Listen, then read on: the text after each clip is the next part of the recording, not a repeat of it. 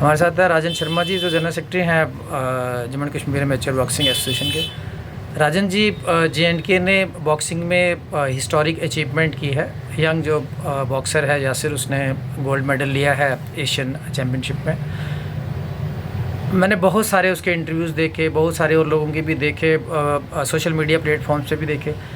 Association का कितना role है उसकी अचीवमेंट में? जी, एसोसिएशन जो है वो जो सिलेक्शन ट्रायल कराती है, यंगस्टर्स को दूर दराज इलाकों से बाहर निकालती है और अपने माध्यम से फिर वो उनको कांटेक्ट करती है और सिलेक्शन ट्रायल कराती है। सिलेक्शन ट्रायल के बाद वो नेशनल खेलने के लिए जाते हैं। नेशनल खेलने के बाद वो इंटरनेशनल में गया तो उसको सेंटर ऑफ एक्सीलेंसी में भी हमने रिकमेंड किया, जिससे उसकी जो परफॉर्मेंस है उस पर बहुत अच्छा असर पड़ा और उसने जो है एशियन बॉक्सिंग चैम्पियनशिप में गोल्ड मेडल लाया।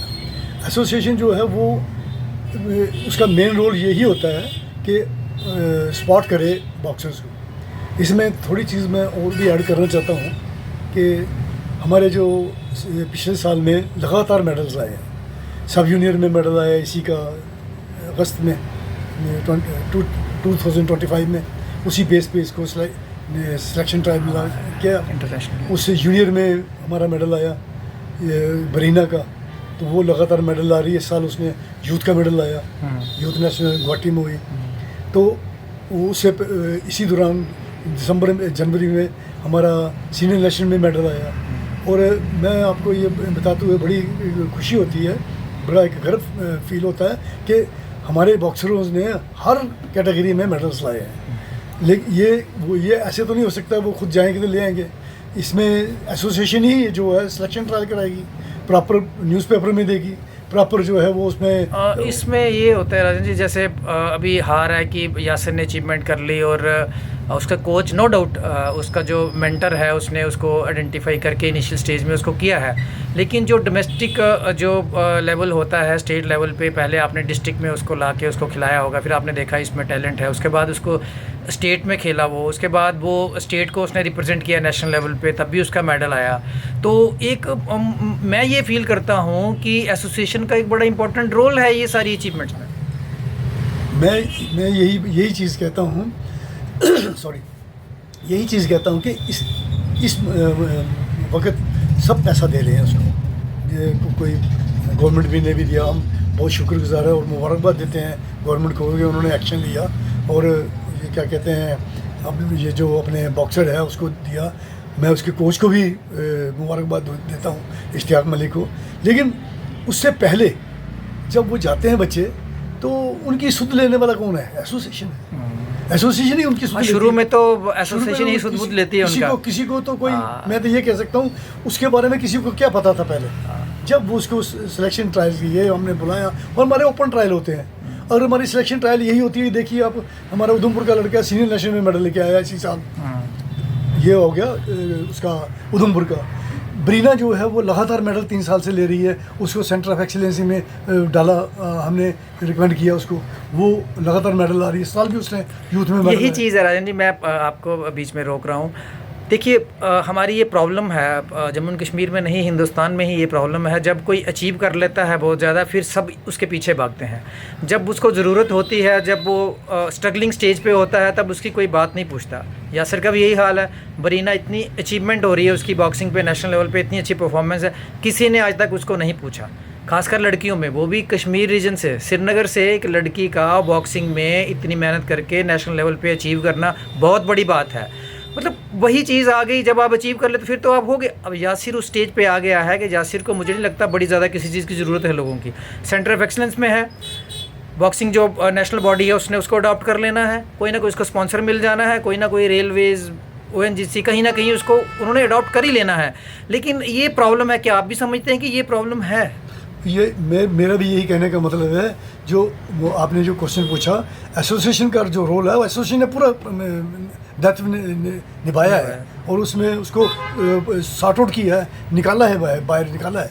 अच्छा, इसी के संदर्भ में मैं एक और चीज़ बात कहना चाहता हूँ।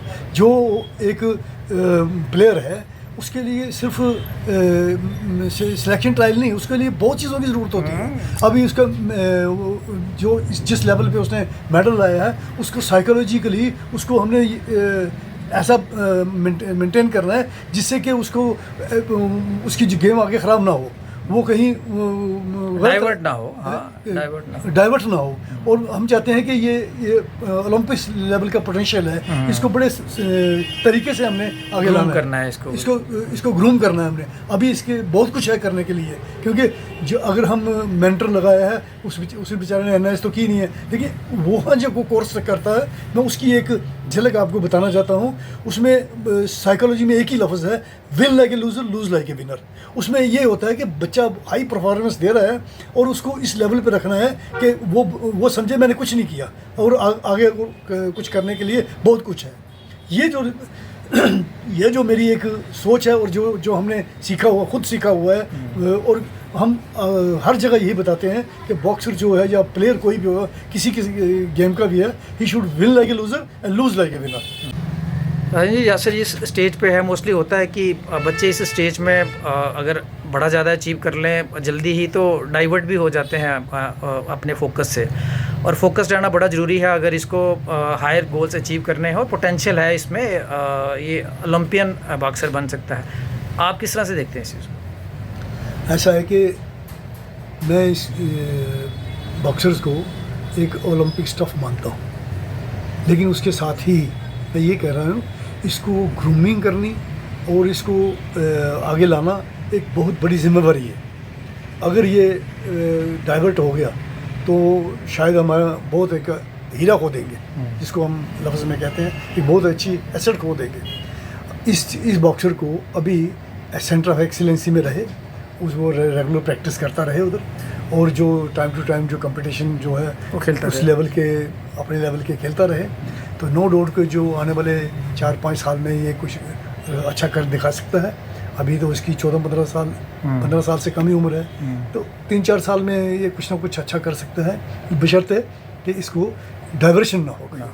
और मुझे लगता है कि उस लेवल पे जो नेशनल बॉडी है बॉक्सिंग की, या आप गवर्नमेंट ऑफ इंडिया का जो सेटअप है, टॉप स्कीम्स है, सेंटर ऑफ एक्सलेंस है, उनका एक ऐसा सिस्टम है, वो बच्चे को पूरी तरह से है ना उस तरीके से में डालते हैं उस सारे सांचे में कि वो एक जो है इंटरनेशनल अचीवर बने। वो मैं इसमें एक चीज़ और ऐड करूँगा, आपने बिल्कुल सही बात बोली है।